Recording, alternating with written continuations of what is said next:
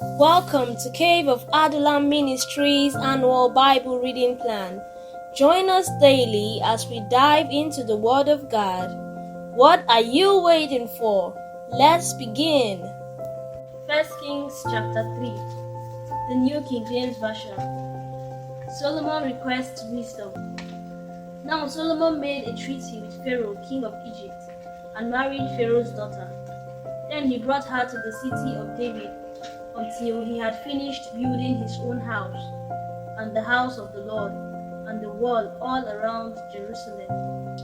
Meanwhile, the people sacrificed at the high places, because there was no house built for the name of the Lord until those days.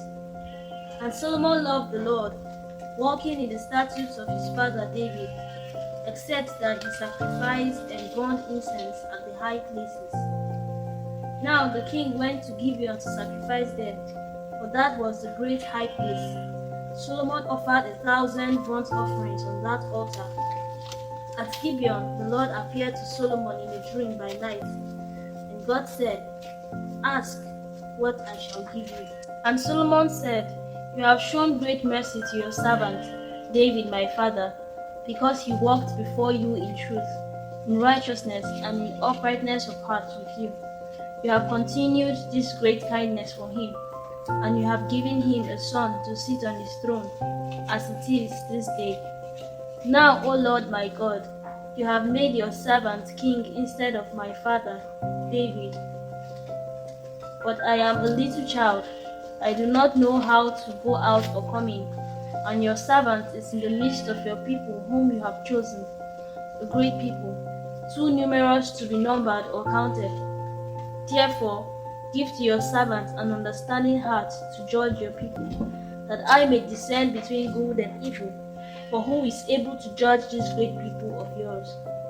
The speech pleased the Lord, that Solomon had asked this thing.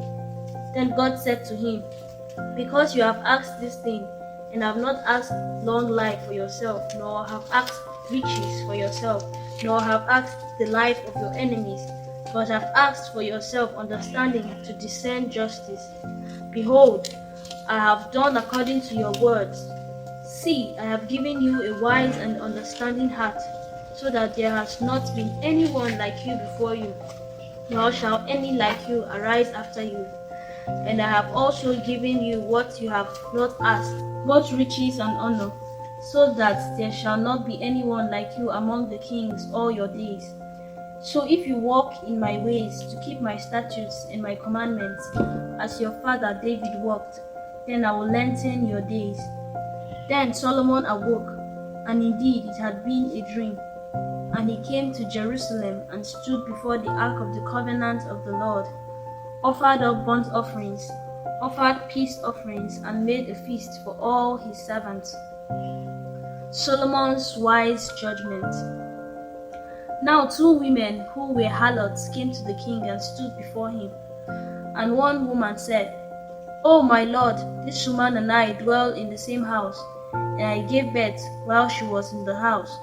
Then it happened the third day after I had given birth, that this woman also gave birth, and we were together. No one was with us in the house, except the 2 of us in the house. And this woman's son died in the night, because she lay on him. So she arose in the middle of the night and took my son from my side, while your maidservant slept, and laid him in her bosom, and laid her dead child in my bosom. And when I rose in the morning to nurse my son, there he was, dead. But when I had examined him in the morning, indeed he was not my son whom I had born." Then the other woman said, "No, but the living one is my son, and the dead one is your son." And the first woman said, "No, but the dead one is your son, and the living one is my son." Thus they spoke before the king. And the king said, "The one says, 'This is my son who lives,' and your son is the dead one. And the other says, 'No, but your son is the dead one, and my son is the living one.'" Then the king said, "Bring me a sword." So they brought a sword before the king, And the king said, "Divide the living child in two, and give half to one and half to the other." Then the woman whose son was living spoke to the king, for she yearned with compassion for her son. And she said, "O my lord, give her the living child, and by no means kill him." But the other said, "Let him be neither mine nor yours, but divide him." So the king answered and said, "Give the first woman the living child, and by no means kill him. She is his mother." And all Israel heard of the judgment which the king had rendered, and they feared the king, for they saw that the wisdom of God was in him to administer justice. 1 Kings chapter 4. Solomon's administration. So King Solomon was king over all Israel, and these were his officials: Azariah the son of Zadok the priest, Elihoreph and Ahijah the sons of Shisha, scribes; Jehoshaphat the son of Ahilud the recorder, Benaiah the son of Jehoiada; over the army, Zadok and Abiathar the priest; Azariah the son of Nathan; over the officers, Zabud the son of Nathan, a priest and the king's friend; Ahisha over the household, and Adoniram the son of Abda over the labor force. And Solomon had 12 governors over all Israel, who provided food for the king and his household. Each one made provision for 1 month of the year. These are their names: Ben-Hur in the mountains of Ephraim, Ben-Decker in Makaz, Shalbin, Beth-Shemesh and Elon, Beth-Hanan, Beth-Hesed in Orobot. To him belonged Sokol and all the land of Hepher; Ben-Abinadab in all the regions of Dor. He had Taphat the daughter of Solomon as wife; Bana the son of Ahilud in Tanakh, Megiddo and all Beth-Shean, which is beside Zaretan, below Jezreel; from Beth-Shean to Abel-Meholah, as far as the other side of Jokneam; Ben-Geba in Ramoth Gilead. To him belonged the towns of Jair the son of Manasseh in Gilead. To him also belonged the region of Argob in Bashan, 60 large cities with walls and bronze gate bars; Ahinadab the son of Iddo in Mahanaim; Ahimaaz in Naphtali. He also took Basemath the daughter of Solomon as wife; Bana the son of Hushai in Asher and Alot; Jehoshaphat the son of Paruah in Issachar; Shimei the son of Elah in Benjamin; Geba the son of Uri in the land of Gilead, in the country of Sihon king of the Amorites, and of Og king of Bashan. He was the only governor who was in the land. Prosperity and wisdom of Solomon's reign. Judah and Israel were as numerous as the sand by the sea in multitude, eating and drinking and rejoicing. So Solomon reigned over all kingdoms from the river to the land of the Philistines, as far as the border of Egypt. They brought tribute and served Solomon all the days of his life. Now Solomon's provision for 1 day was 30 cors of fine flour, 60 cors of meal, 10 fatted oxen, 20 oxen from the pastures, and 100 sheep, besides deer, gazelles, roebucks, and fatted fowl.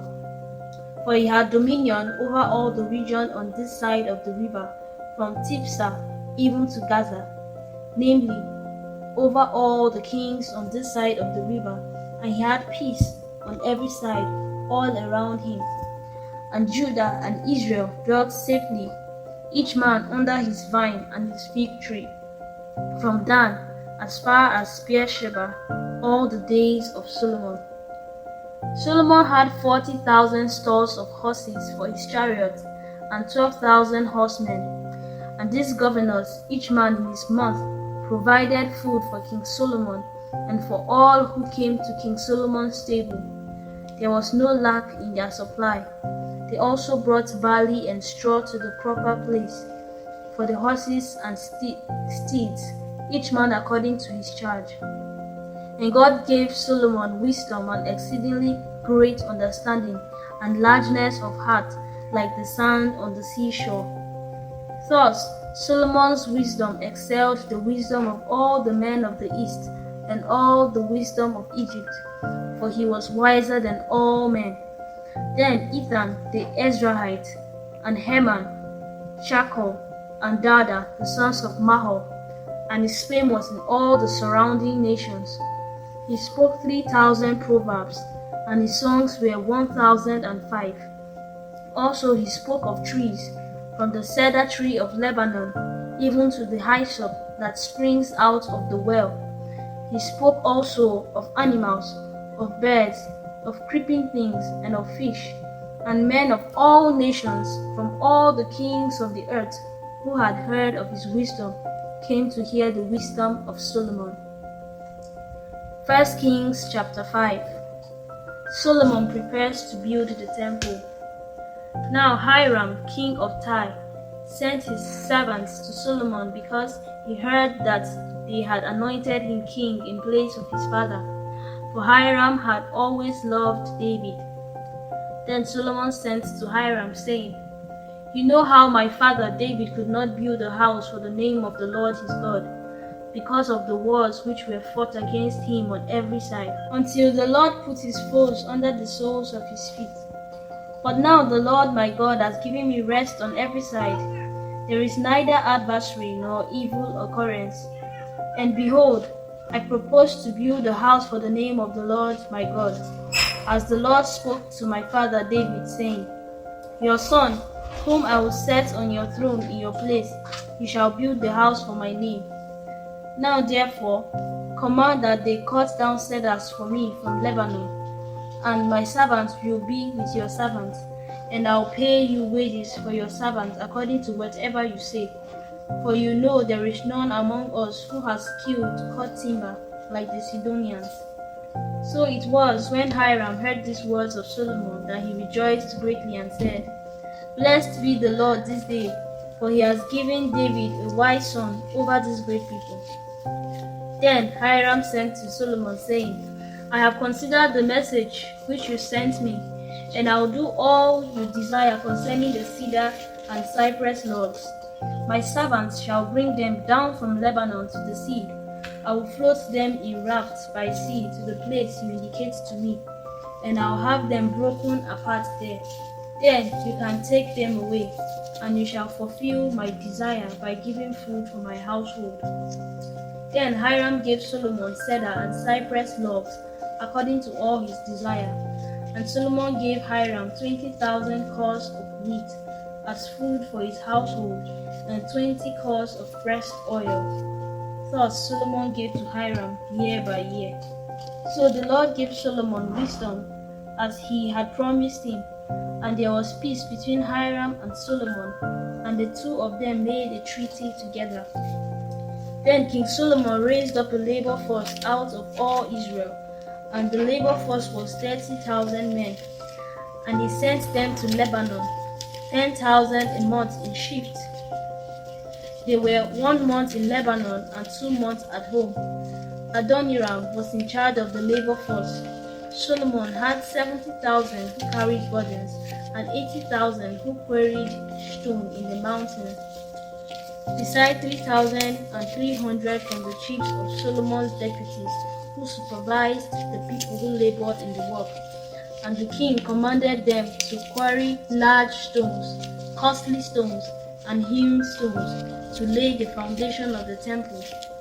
So Solomon's builders, Hiram's builders, the Gebalites quarried them, and they prepared timber and stones to build the temple. Luke chapter 20, verse 1 to 26, New King James Version. Jesus' authority question. Now it happened on one of those days, as he taught the people in the temple and preached the gospel, that the chief priests and the scribes, together with the elders, confronted him and spoke to him, saying, Tell us, by what authority are you doing these things? Or who is he who gave you this authority?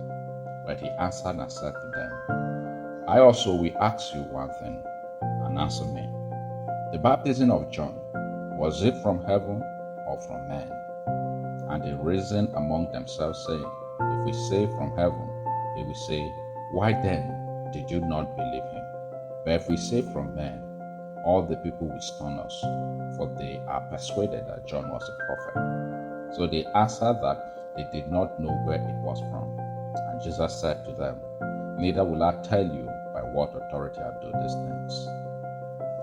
The parable of the wicked vine dresser. Then he began to tell the people this parable. A certain man planted a vineyard, leased it to vine dressers, and went into a far country for a long time. Now at vintage time he sent a servant to the vine dressers, that they might give him some of the fruits of the vineyard. But the vine dressers beat him and sent him away empty-handed. Again he sent another servant, and they beat him also, treated him shamefully, and sent him away empty-handed. And again he sent a third, and they wounded him also and cast him out. Then the owner of the vineyard said, What shall I do? I will send my beloved son. Probably they will respect him when they see him. But when the vine dressers saw him, they reasoned among themselves, saying, This is the heir. Come, let us kill him, that the heritage might be ours. So they cast him out of the vineyard and killed him. Therefore, what will the owner of the vineyard do to them? He will come and destroy those vine dressers and give the vineyard to others. And when they heard it, they said, Certainly not. Then he looked at them and said, What then is this that is written? The stone which the builder rejected has become the chief cornerstone. Whoever falls on that stone will be broken, but on whomever it falls, it will grind him to powder. And the chief priests and the scribes that very hour sought to lay hands on him, but they feared the people, for they knew he had spoken this parable against them. The Pharisees, is it lawful to pay taxes to Caesar? So they watched him and sent spies who pretended to be righteous, that they might seize on his words, in order to deliver him to the power and authority of the governor. Then they asked him, saying, Teacher, we know that you say and teach rightly, and you do not show personal favoritism, but teach the way of God in truth. Is it lawful for us to pay taxes to Caesar or not? But he perceived their craftiness and said to them, Why do you test me? Show me a denarius. Whose image and inscription does it have? They answered and said, Caesar's. And he said to them, Render therefore to Caesar the things that are Caesar's, and to God the things that are God's. But they could not catch him in his words in the presence of the people, and they marveled at his answer and kept silent. Let the word of God dwell in you richly, as it transforms you into a matured believer. See you tomorrow for another episode.